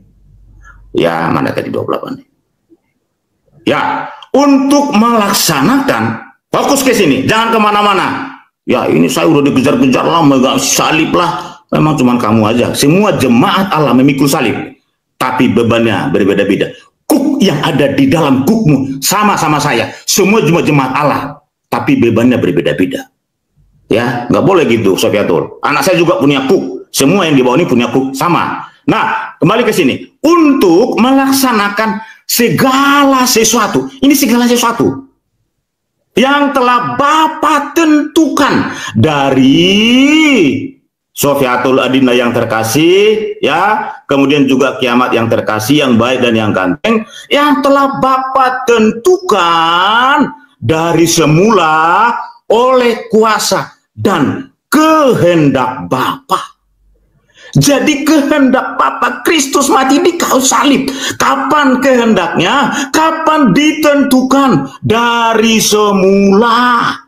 Kapan itu kehendaknya? Ini loh yang tadi tuh. Ya, Pontius Pilatus berkumpul tuh, Herodes untuk ngapain? Bangsa-bangsa durhaka, Algozo Romawi, tua-tua Yahudi, orang-orang Farisi, ahli-ahli Saduki, orang rakyat pada saat itu karena Kristus besar pengaruhnya. Dia juga mengaku Allah. Ini dirangkum di dalam ayat 27 dan 20. Baik, mohon maaf terpotong oleh waktu. Nanti akan saya putuskan ya Bang Timothy, bersabar. Teman-teman, menurut kalian 3 menit cukup atau tidak untuk yang di bawah? Ya, saya pikir supaya nanti tidak berbuang-buang waktu ya. Tapi kalau menurut kalian agak kurang, nanti saya akan ambil 4 menit ya. Saya akan ambil 4 menit. Takutnya nanti terlalu lama ya. Apakah saya akan ambil di 4 menit, teman-teman? Nah, jadi biar ekstra semenit lagi biar tidak atau mau 5 menit. Saya pikir 4 menit cukup ya, jangan 3, jangan 5. Oke, 5 minutes will be fine. Oke, ya, 5 minutes will be fine. Oke, Pak Timothy mohon maaf. Dan Pak Justin Peter tadi sudah bergabung tapi jatuh ya. Baik, nanti saya akan kasih 5 menit, itu extra time. Jadi misalnya Bu Sofi, Kiamat atau bapak-bapak yang lain, oh host saya bicaranya cuma 3 menit, nggak apa-apa. Tinggal bilang host sudah selesai, skip gitu. Ya, jadi host sudah selesai, skip gitu. Ya, jadi mohon maaf kesannya terlalu terburu-buru. Kita akan mulai dengan 5 menit ya. Kita akan mulai dengan 5 menit. Dan kita juga kedatangan satu tamu yang baru. Ini satu VIP telah dipakai kursinya oleh Pak Justin Peter, ladies and gentlemen. Masih ada satu kursi lagi yang akan saya buka untuk saudara kita, senior kita, orang yang kita hormati yang dari tadi namanya di-mention terus. Udah saya coba undang ya. Saya pribadi sudah tidak ada masalah apapun. Saya menghormati, menghargai beliau yang pertama sebagai orang yang lebih tua dari saya. Jadi saya yang lebih muda harus lebih menghargai. Yang kedua sebagai orang yang lebih berilmu dari saya. Jadi saya juga harus menghargai, yaitu Pak Bom Bom. Jadi Pak Bom Bom dimanapun Anda berada sekarang, kalau bisa berbagi ilmu dan wawasan, bisa bergabung bersama kita. Satu kursi ini saya khususkan untuk Pak Bom Bom ya teman-teman ya. Jadi untuk teman-teman yang sudah minta naik, bersabar terus ya. Jadi kita menunggu untuk Pak Bom Bom. Saya pribadi sudah tidak ada apapun itu Pak Bom Bom, kejadian yang berbulan-bulan lalu, anggap aja itu kesalahan adikmu sebagai anak muda yang masih belajar. Pak Bom Bom kalau ingin ikut berdiskusi boleh. Pak Justin masih di mute mikrofonnya, bersabar teman-teman. Oh, kenapa Pak Justin ya? Baik, saya akan atur waktunya ya. Jangan ada yang saya akan atur waktunya. Sebenarnya saya akan mulai dari Pak Justin ya. Nah, tetapi Pak Justin jatuh lagi, saya akan coba terima sekali lagi. Dan satu kursi lagi ini akan untuk senior dari orang yang saya hormati ya. Pak Bom Bom akan saya siapkan kursinya. Dan tolong jangan ada yang buka mikrofon. Saya akan langsung mulai dari Pak Justin Peter. Sambil menunggu teman-teman, saya mengucapkan terima kasih kepada kakak JJ yang ada di bawah ya, kakak JJ NIC terima kasih, dan untuk Cece Lydia dan semua orang yang mendukung room ini terima kasih banyak. Dibantu tap-tap layarnya dan follow roomnya, love orange teman-teman semuanya.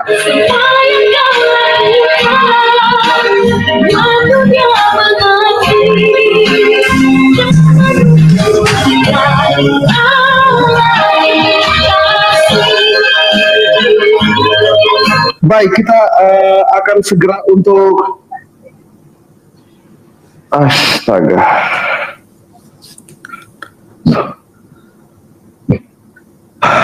Kudus. Baik, kita akan coba. Baik, bersabar Pak. Terima kasih Pak Duka Rudal.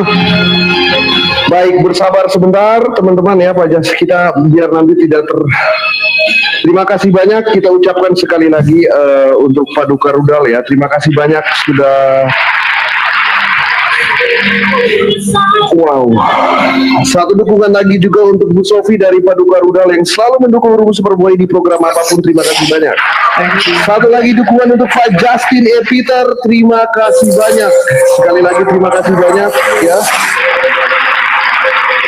Ini nggak fair ya. Pak Duka Rudal sekali lagi terima kasih banyak. Terima kasih banyak. Kaos bagaimana nih ceritanya? Ngomong aja belum dia? Belum. Nah itu dia Bu Sofi, nanti kita adili setelah ini ya Bu Sofi ya. Saya izin deh. Terima kasih Pak Superboy, Ibu Sofiatul, ya Pak. Mau kemana Pak Timothy? Baru mau diskusi lagi semua. Pak Timothy? Kalau ada kata-kata salah, saya mohon maaf.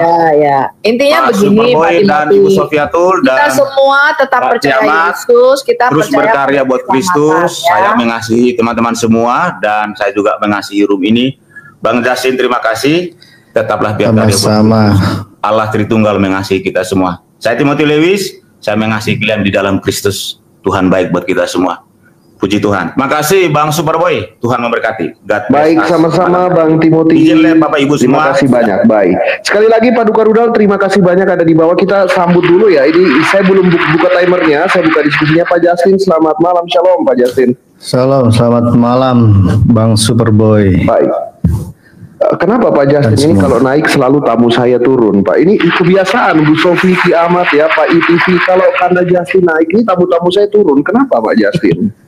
Saya agak merasa ini ya kurang ya Pak Justin. Kok saya biasanya yang turun kenapa itu tamu saya turun Pak? Ya karena dengan Pak Timothy sudah sempat fight ya secara debat, jadi mungkin agak sedikit menjaga jarak. Pokoknya kalau kamu manggil babe gue ya KKB ya gue turun gitu aja ya. Biar takut banget. Dia ngadepin. Baik. Iya, kenapa Pak Bomo marah sini? Kurang tahu tadi udah sempat main di sini terus sudah sempat wave juga gitu loh. Kalau Pak Bomo ada mau ada waktu mau gabung boleh. Kalau seandainya Pak Bomo merasa ada kesibukan ya nggak apa-apa gitu. Pak ITV punya golden card, mau rekomendasikan siapapun yang naik ke atas. Kalau mau bergabung boleh, silakan gitu. Pak Duka Rudal sekali lagi terima kasih. Pak Justin ada Mohon izin, Pak. legal standing, ada yang mau disampaikan di awal boleh. Pak Iblis bersabar, nanti akan dimulai oleh Pak Iblis timernya lagi. Silakan Pak Justin. Mau izin turun Pak Superboy. Wah, mau kemana? Mau turun? Iya, kita mau izin turun karena sudah ada Pak Justin, sudah biar Pak Justin saja. Kita mau izin begitu. turun, mungkin iya Pak Superboy.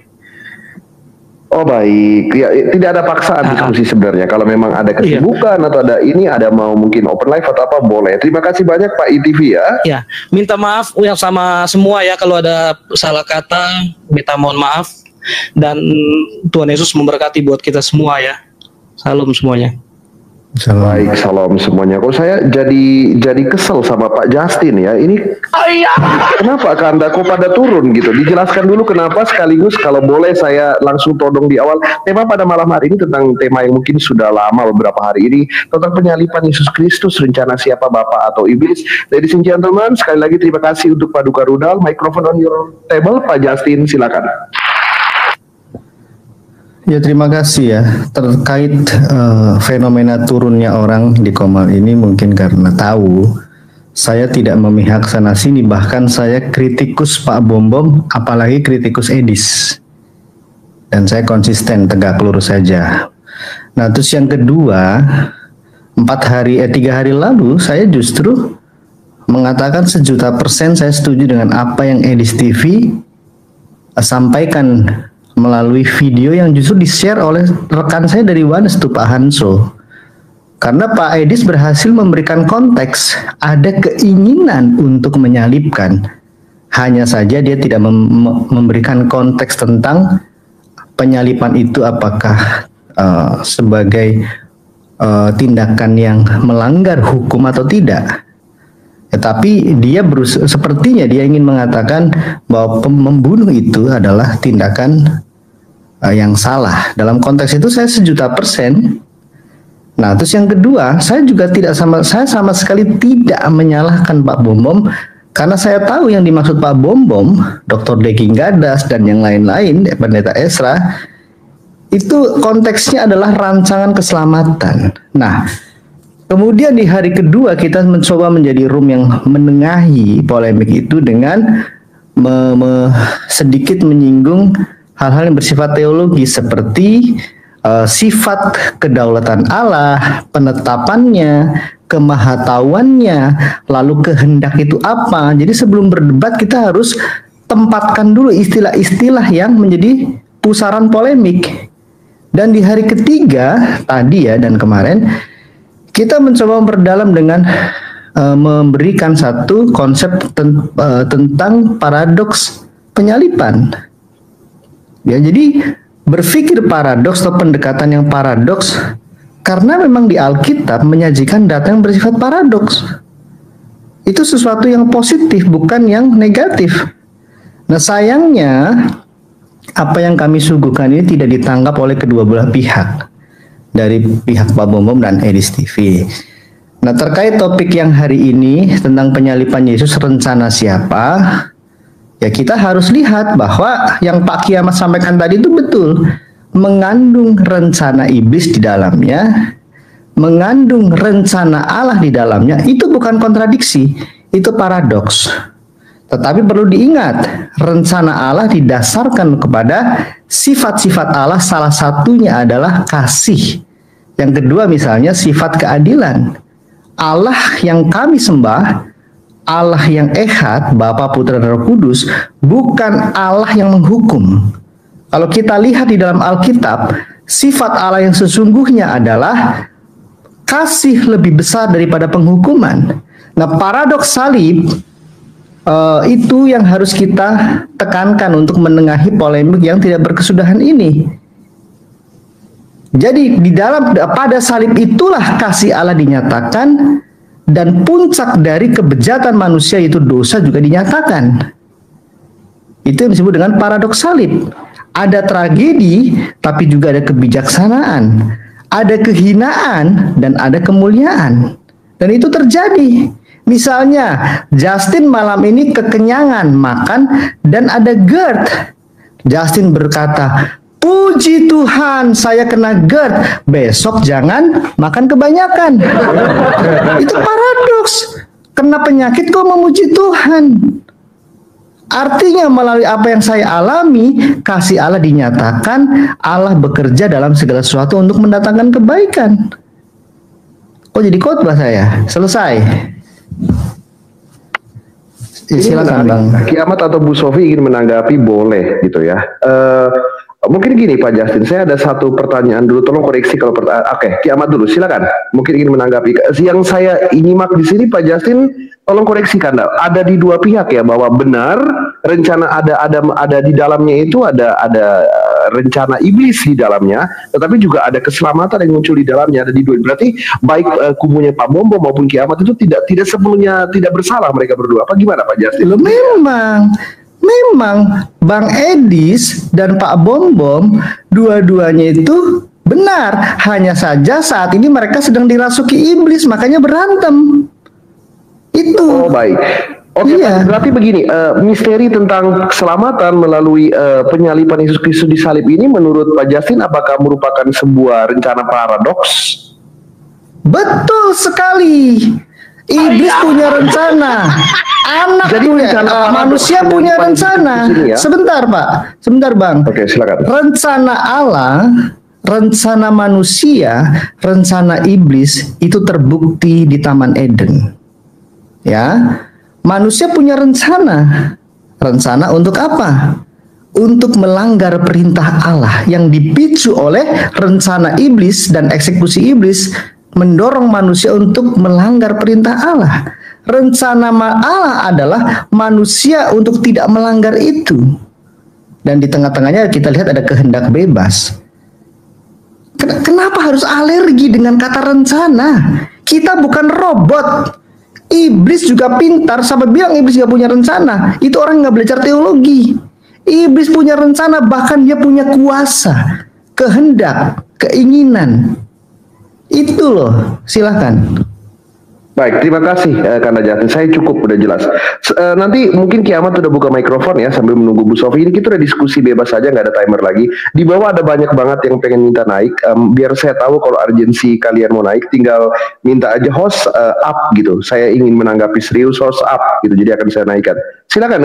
Terima kasih Kanda Justin. Saudara Kiamat mungkin silakan. Iya, gini ya. Boleh diperbesar.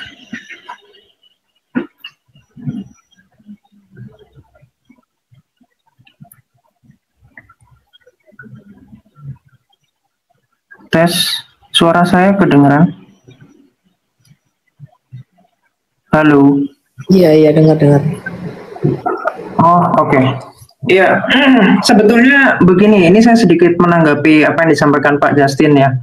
Jadi antara Deki Ngadas, terus KKB atau Kakak Bom Bom ya, terus kemudian Pak Budi Asali dan seluruh gerombolannya ya, itu sebetulnya memang betul-betul berbeda. Jadi enggak kemudian itu sama dengan yang non Calvinis, karena iman yang non Calvinis itu gini, kemahatauan Allah. Oh sorry, ini kebalik. Saya ngasih namanya kebalik. Bentar. Sorry, saya ini kan saya perbaiki dulu bentar ya. Oke. Ini justru yang Calvinis, bawahnya yang bukan Calvinis. Bentar ya. Salah ini kan. Udah ke sana malah lu makin bingung lagi. Nanti masalah denom lagi. Sebenarnya jangan nyentuh ke sana. Udah jelas tadi. Kiamat. Dasarnya. Jadi cuma tadi aku nggak puas loh. Jawab. Tadi mereka nggak bisa menjawab bangsa-bangsa durhaka yang menyalibkan dan membunuh Yesus itu digerakkan. Iya. Apa nggak dijawab sampai sekarang? Iya, betul. Itu nggak bisa dijawab. Karena ya kalau mereka jawab langsung